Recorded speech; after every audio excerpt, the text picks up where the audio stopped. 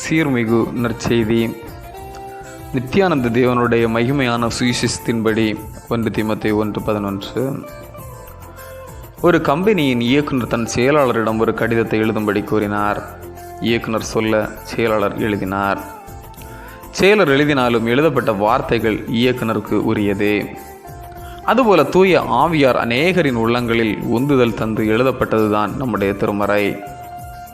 தூய ஆவியரின் கரத்தில் அரசியல்வாதியாகிய மோசே, மீன்பிடிக்கும் பேதுரு, ஆடுகளை மேய்த்த ஆமோஸ், இராணுவ தளபதி யோசுவா, மருத்துவராகிய லூக்கா, வரி வசூலித்த மத்தேயு, யூதராகிய பவுல், பானபாத்திரக்காரனான நெகோமியா என்று பலதரப்பட்டவர்களை தூய ஆவியார் பயன்படுத்தினார்.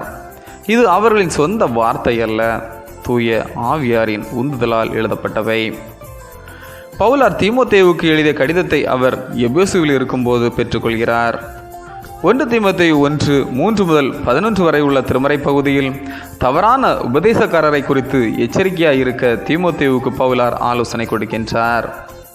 கிறிஸ்தவ நற்செய்தி அன்பின் பிறப்பிடமாயிருக்கிறது எனவும், கடவுள் தன்னிடம் தந்த நற்செய்தியின் ஆற்றலையும் ஆழத்தையும் அவர் குறிப்பிடும்போது, பேரின்ப கடவுள் என்னிடம் ஒப்புவித்திருக்கின்ற அவரது சீர்மிகு நற்செய்தி நலம் தரும் போதனை என்றும் தெளிவுபட குறிப்பிடுவார். இத்தகைய சீர்மிகு நற்செய்தியாக்கிய கிறிஸ்து நம்மை சீர்படுத்துவார், பலப்படுத்துவார் என்பதே நாம் இங்கு கற்றுக்கொள்ளும் உண்மை. தூய ஆவியாரின் துணையால் அநேகருடைய அர்ப்பணிப்பால் நமக்கு கிடைக்கப்பெற்ற கடவுளின் வார்த்தை என்னும் சீர்மிகு நற்செய்தியை நம் வாழ்வில் வடிவமாக்கி நற்செய்திக்கு சீர்மிகு நற்செய்திக்கு சான்றாவோம். ஜெபம்.